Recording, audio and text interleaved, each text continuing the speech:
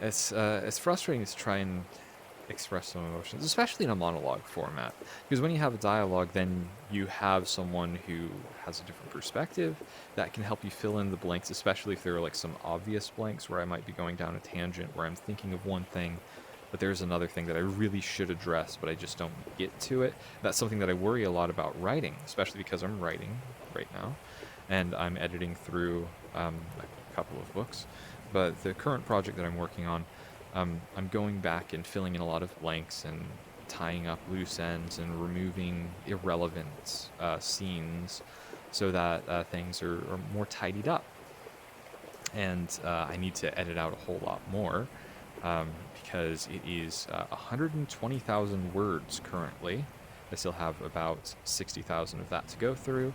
I thought it was more than I thought I was further along than that in terms of completion, but I'm only halfway. I thought I was much further along than that. I was aiming for about 75,000 words, ended up being over 120 in the total draft. And there's a lot that I need to edit out. And I recognize that when I'm going through conversations that I've already written, that there's a lot of times where I'm jumping around from one topic to another because I'm trying to fit in so much in a little block of text. And then I don't properly give enough attention to a topic or another where I just bring it up. I just mention it offhand and it seems like it's out of place. That's something where when you're editing through, you recognize, this is a conversation that could be put on its own and needs to be put to the side. I recognize that when I'm speaking like this, there could be a similar train of thought where I have something that I want to say, like a larger point that I want to get to that I never end up fleshing out properly. But the thing with verbally speaking is that you just keep going along with it, and it's that process of making a fluid expression that matters more than the single little details that are going that are being strung together to make the larger narrative that's being put forth. Like a vlog is not so much of a narrative as it is just, it's like a diary, it's personal expression. When you have a narrative, when you have a story, things have to come together in a structured way for it to be any good.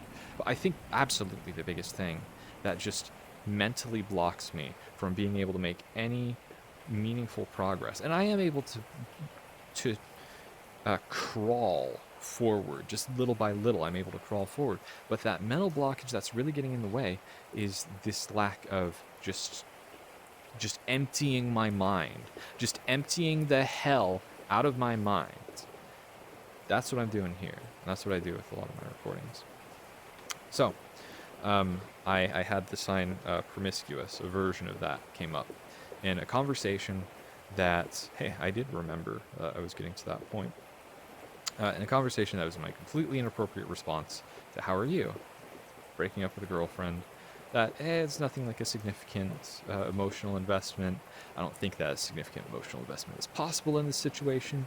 It's best for us to stay like just friends, probably just acquaintances, kind of like arms length. That's fine.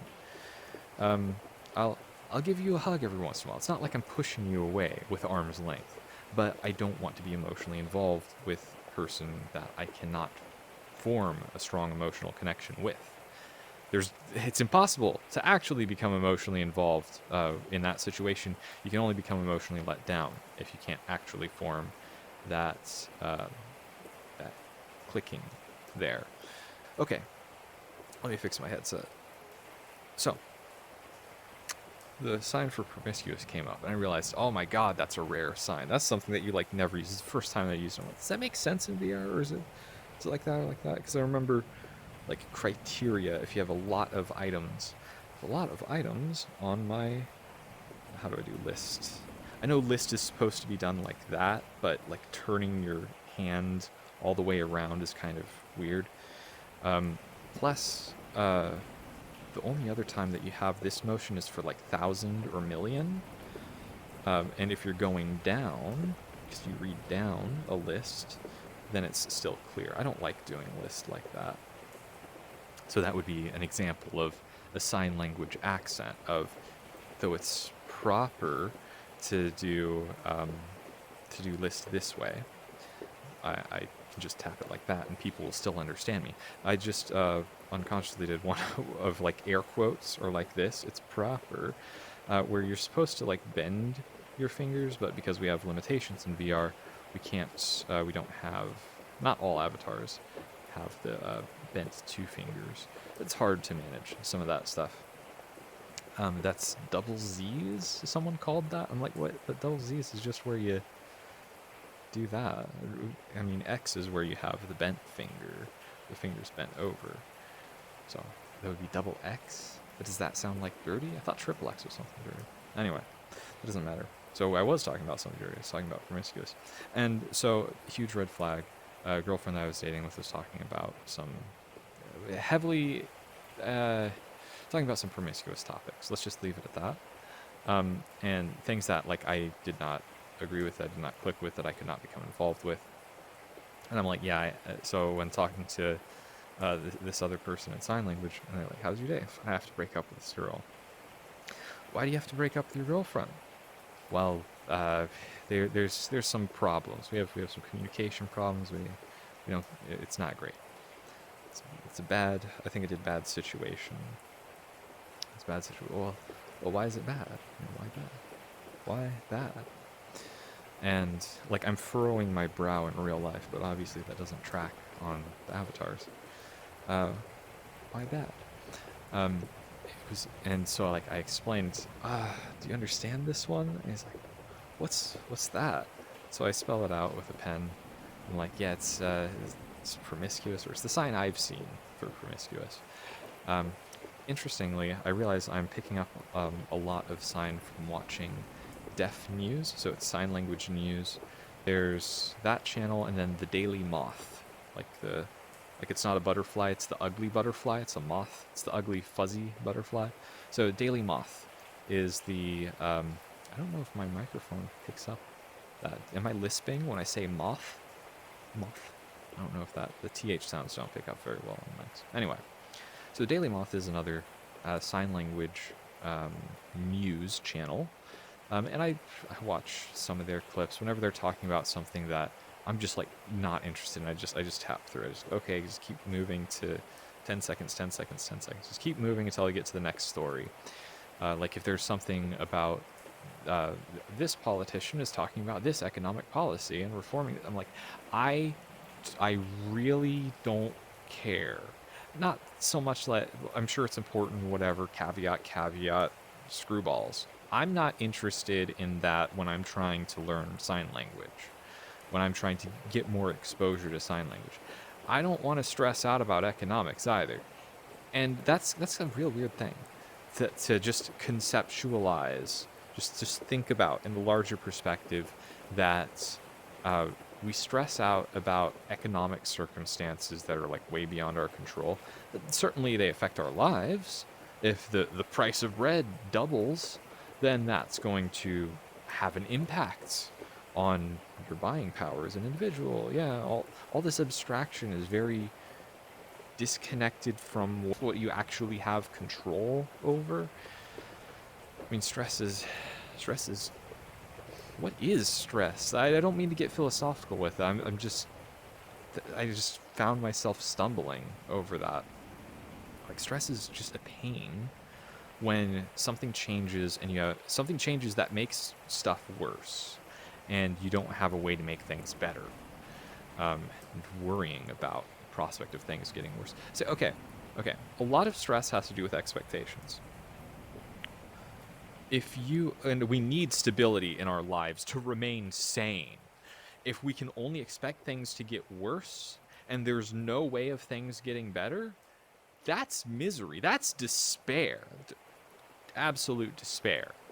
That we can only expect things to get... How is worse? I think this is worse. And you see how like I'm fumbling over different signs. I'm like, oh, I think I can sign this. And that kind of gets in the way of expression. So you see a little microcosm of that happening right here. So if you can only expect things to get worse, that's despair, I would say. That's a real messed up situation, but that's a situation that a lot of people are in.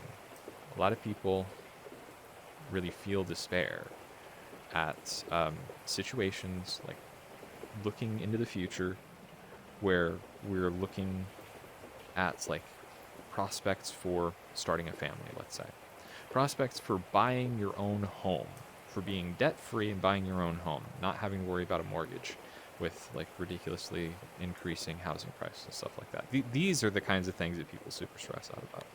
See, I get super detracted by things that are like stressful. That takes my attention over there. When I just wanted to mention the Daily Moth as a news thing, that I pick up random signs from watching, and I'll just watch a few minutes here and there, and I have it on like half speed so that I can really see what the motions are when they're going through them. And you have, the backup, the, the backup feature on YouTube where you can go back 10 seconds and watch it a couple of times over and over. And they have the subtitles, so you have a rough translation of what's going on. Though it's sign language, so it's not all like word for word English put into sign. Though they do that, I noticed they do directly signed English when they are quoting someone. When they're like quoting, "Oh, the president said this," or "the head of the Department of Internal Affairs," I don't know, "the head of this investigation, police commissioner, said this." When they're quoting a person, he said this. Then they'll use the smaller signs for like, it's difficult. They'll like actually sign out it's when usually that's implied, or they'd spell out things. Like they spelled out, and I can't do a T hand shape in here. We do T's like this in VR. So THE, and then E is a variant in here as well in VR. They actually spelled out the. And I'm like, you never use articles in like signing. You never spell out the. Like, oh, okay, he was quoting someone. So because it was an exact quote, he actually finger spelled out not every single word, but to make things really, really explicit that here is every word that he is saying in English, and then putting that into sign language, which that's a difficult process. And that's something that could go into a longer discussion, but I'm just briefly touching on here, that sign language is not English. It's its own sort of deal. And I looked back, and one of my videos that was in like that I actually did in person was talking about sign language being a real language, and that was back when I like knew very, very little at all. And I just understood a lot about deaf culture from my experiences of teaching at a deaf school in Japan for 3 years. It wasn't the only school that I taught at, but I was significantly around that community, and it's a different perspective, and it absolutely enriched my life experience to be around a deaf community when I was teaching abroad, in a way that I wouldn't be as complete of a person as I am now if I did not have contacts. And it worked out great. I'm really glad for that experience. And I don't want to sound sad in saying that I don't have a lot of experiences that I truly cherish, but teaching at the deaf school in Japan was absolutely something that I look back on with a sense of pride and a real sense of gratitude for. And I really wish that I had more aspects of my life, especially in the past few years, that I could feel that level of appreciation for. And that's kind of what I'm trying to build with like doing recordings, becoming more involved with social groups in VR, is I don't have any way to connect to people in real life. I've tried, if you know me, I've tried, and I could tell you stories, and it's not a great situation that we're in today for like trying to connect to people in real life with limited circumstances, and people being, I don't want to say that people are just egotistic or whatever. Times have changed. The way that we have to reach out to find people who are meaningful to us, especially if you have a rare personality type. I'm not your run-of-the-mill average Joe. And I don't want to say like, oh, I'm super special. I'm the special. Not like look at me, because I'm so different than everyone. The way that I invest myself in emotions is different from your average person, and that not a lot of people can click with this style of communication, the meta game to the communication of focusing on of what do I hold in like highest regard? True emotion. Absolutely understanding truth, understanding emotion, understanding where you can appreciate both. Um, you have to recognize that your opinions are not facts. There's a difference there. But when you understand the reality of a situation, you can better form a personal opinion on it, and you can better develop an appreciation for beauty or an appreciation for disgust, even healthy disgust, to keep you away from things like if there's like all these artificial sugars and stuff and drinks and all this, and then you learn the facts about how it'll rot your teeth and it will cause all these health problems and possibly even cause different kinds of cancer. If that clicks with you on an emotional level, if that real data about the harmful health effects really clicks with you on an emotional level, then that will override the stimulation that you get from shoving sugar into your face. And so that would be a healthy sense of disgust. You become healthier by not just by understanding the facts, but by connecting a meaningful emotion to those facts that changes your behavior in a positive manner. And that's another thing, is actually looking at the resultant behaviors of having a certain opinion, of understanding certain facts and either acting on them in one way or feeling about them in another way that allows you to be complacent, perhaps, which that would be coping in some situations. Like I can't control the economy, so I realize I don't have any control over how the housing market is going, let's say. So I'm going to develop an emotional perspective on that helps me to cope with it, even though I can't do anything about the larger society that we are living in. I didn't even get back to the sign that I was doing, promiscuous. So I was explaining to a guy, so I write out the sign.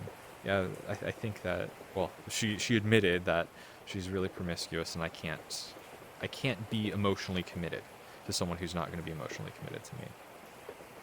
And he's like, well, what's this sign? And I go, wow, this is a rare sign. You know, it's an easier sign that everyone knows. Intercourse. I was going to say a bad word. This is like a person laying down. It's like, I'm tired. I can't really do tired well because I can't do the hand orientation. Sometimes it's done with one hand. I feel tired. I need to lay down. I do like that. Or you could actually go to bed. It could be like that. That's like actually going in bed. And because I have controllers here, I can't actually put my fingers under the covers that I'm signing for here. It's another limitation, like with or like same. So if I do like agree is think same. I can't do same because this is as close. If my fists are in the palm down orientation, yes, I'm going on another side. Please bear with me. Then my controllers click here. I can't get physically closer than that. So the orientation for width, if we have the controllers facing up and down, like I'm gripping the controllers here, then I can have my avatar's hands closer. I can't do it for this orientation because there's the sensors that are on the top here. I'm making a ring with my finger around the controller sensors. It's like, where is it? Yeah. So I got some space up here. I got like 1.5 inches of space that you just cannot interact with because you still have that physical. You have that physical thing in your physical hands that gets in the way of tracking. That will.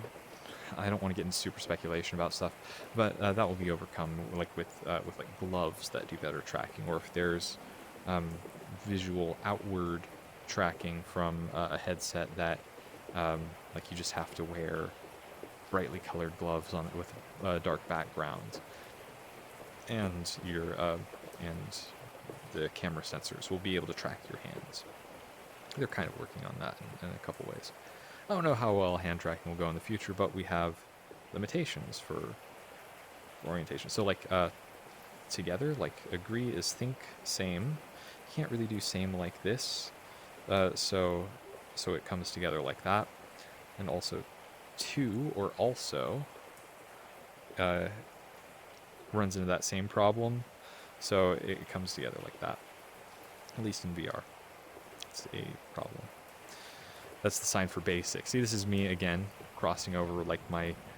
It's actually opposite parts of the brain, opposite halves of the brain that control motor movements. Really, that like think in terms of body language and in terms of linguistics. It's like left brain, right brain kind of thinking. Kinesthetic is on one side, linguistic, like verbal, is on the other. So that's a big thing where I'll say something like I said, it's a problem, but I'm saying it's a problem for basic users who don't have like some kind of advanced hand tracking from like gloves or whatever the heck that doesn't really exist in a mass market currently. So yeah, I get ahead of myself. I get ahead of myself in writing, for one thing, and I definitely get ahead of myself when I am simultaneously speaking and signing at the same time. That's another thing that I have to get over when I am like meeting people, like meeting mutes and like signing with them while I'm speaking. Is it's just part of my personality that I don't literally mean what I'm signing is not what I literally am saying. Like, you have to give me some leeway. Where, yes, I appreciate the correction if I said something but signed the wrong thing, but that gets in the way of expression, yeah. And they are trying to help me. They are trying to help me learn something, but that's something where after you've gotten to know that other person, you know what they mean, and you don't feel that compulsion to correct them anymore. Because it moves away from the academic thing of, oh, he's learning this, so I'm going to help him learn it too. He's expressing something, I recognize that, and I'm going to go along with this expression and having that kind of relationship instead. Yeah, so promiscuous. I'm like, a lot of people don't know this sign. Oh, what's the more basic one? Intercourse. And I go, well, let me explain it. And so this is without saying anything. It's completely nonverbal. Where I'm like, this, and I write promiscuous. And so I sign it again, and it's like, this sign, right? Yeah? It's like, yeah, lol, laughing. It's like, do it here, do it there, do it there, do it there. This is like criteria or options. I don't know if I said that before. Like, you have a lot of options.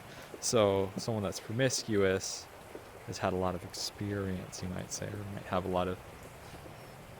a lot of partners. Let's put it in euphemism that way. I realize I've been using the word euphemism a lot. You just can't be open around a lot of people because the way that they interpret things around them, the way that they interpret various topics that could be very meaningful in one sense, like talking about what gives a person value, what gives a person meaningful life, if they can't accept another person's opinion on that, or if they can't like listen to have a reasoned discussion about that, which would be a meaningful discussion, which is the whole point of expression, if they can't engage in that in an honest way, that's I just wouldn't want to be around that person. That's not a good it's not a good social interaction. So I'd censor myself from like even trying to bring up meaningful connections. And there's from trying to bring up meaningful topics, I mean. And you don't have to have all of your friends be super deep and super philosophical and fulfill all of these really intense emotional needs. It's just those really deep, like, you can have lots of shallow friends. Those really deep friends that really get down into it. That is something that I recognize is missing from my life. And that's something that I am trying to find and trying to express to the point where I'm expressing it to a camera. Because I don't really have people that I can say, look, I just need to rant for a while. Let me buy you a beer. Let's rant. And, well, here's another thing, is that I have a little bit of sleep problems. A little bit of sleep problems. I've had an issue with getting quality sleep for quite a while. And recently, over the past couple of weeks, I've not been able to meet up with a close friend of mine online, even just with how time zone differences are. We're usually not online at the same time, and because I'm like, it feels like narcolepsy. I'm not giving myself a self-diagnosis here, but I'm like falling asleep multiple times a day, sleeping about 12 hours a day, pretty consistently over the past 3 weeks. No, I'd say two weeks or so. But it's a mess how much I'm falling asleep, and I'm like, what? Nothing significant. has like really changed in my life. I just don't understand why the hell I'm so tired all the time. And I have like a normal chunk of sleep that I get from like midnight until 7, basically, um, which puts me in a bit of a rush in the morning. But I'm not able to get to sleep before then usually. Whatever. We're not talking about like the specifics of diagnosing your sleep problems. Then, well, here's your problem. If you just went to bed earlier, then you'd feel a lot better.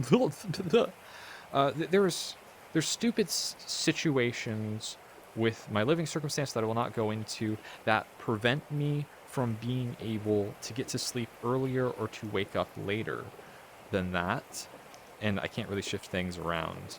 And then it's really inconsistent if I'm even able to take a nap for 15 minutes because other noises and shit could wake me up. Not going into details about my living situation, but disruptions happen all the time. Disruptions at night, disruptions in the morning, disruptions trying to get to sleep. It's a fucking mess.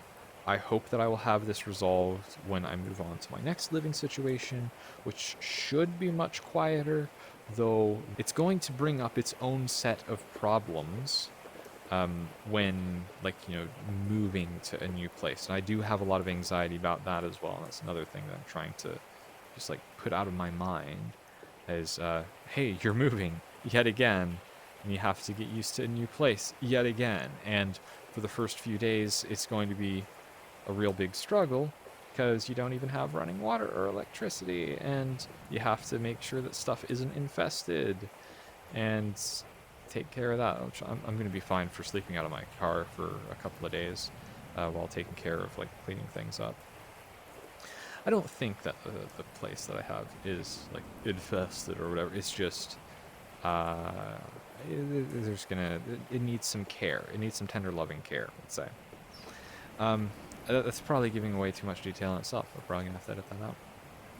So, promiscuous is like that. They know the sign for intercourse, and that kind of explained it really well. That was an interesting gesture of using a similar sign to explain a more complex one.